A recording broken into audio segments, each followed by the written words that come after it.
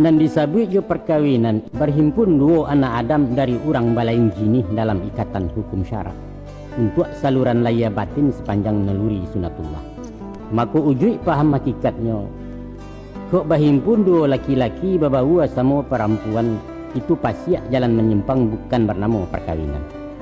Kok tersebut suami istri di luar akad jenikah kumpul kabau tu mana namanya. Atau laibana bayjab kabul dibayar rukun syarai'nya. Tapi kasih sayang indak menaruh silaturahim indak menyambung hilang hakikat rumah tangga. Baitu syarak mengatur, baitu adat memakai ukuran martabat manusia. Maka dek kita umat Muhammad, nikah jo kawin itu sunnah.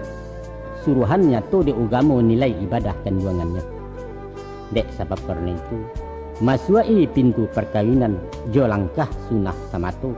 Luruskan niat nawa itu lillah hanya karena Allah, bukan lil hawa janafas.